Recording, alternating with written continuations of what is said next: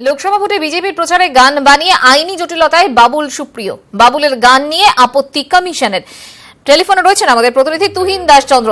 তুহিন, এই আপত্তির কারণ কি? কি কারণে কমিশনের আপত্তি এবং এক্ষেত্রে বিশেষ কোনো নির্দেশ কি বাবুল সুপ্রিয়কে দেওয়া হয়েছে?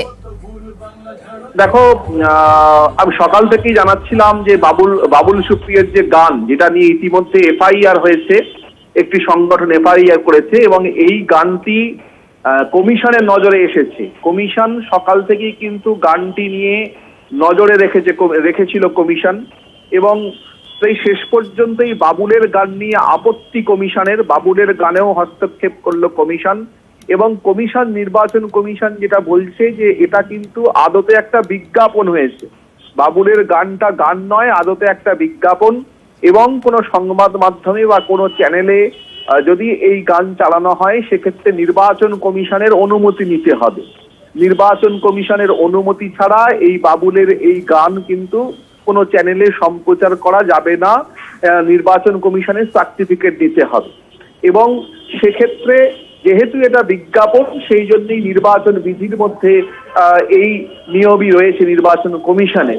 এবং সেই জায়গা থেকে কিন্তু বাবুল সুপ্রিয়কেও যেমন নোটিশ পাঠাচ্ছে নির্বাচন কমিশন, তেমনি সংবাদ মাধ্যমগুলোকেও কিন্তু এ ব্যাপারে অবগত করছে নির্বাচন কমিশন। বাবুল সুপ্রিয়কেও কিন্তু এই গানের বিষয়ে আপত্তি জানিয়ে নোটিশ পাঠাচ্ছে নির্বাচন কমিশন। ধন্যবাদ তুহিন।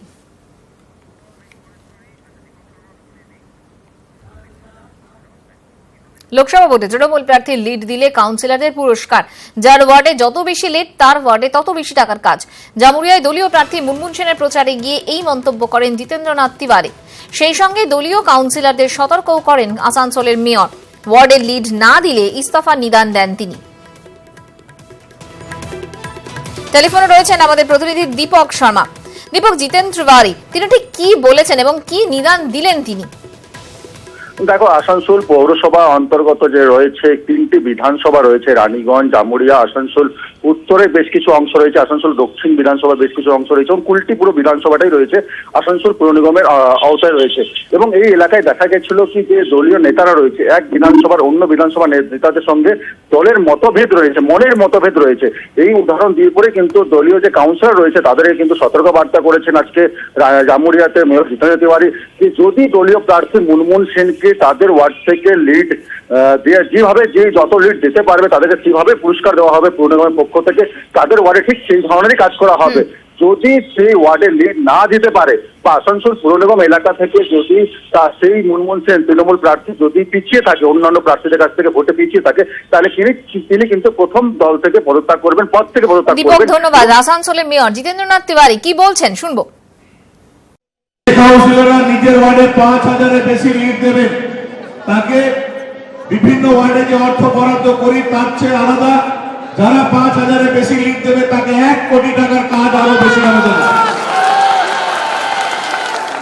যে কাউন্সিলর নিজের ওয়ার্ডে 3,000-এর বেশি লিড দেবেন তাকে 50 লক্ষ টাকার এক্সট্রা কাজ কিন্তু কর্পোরেশন থেকে দেব।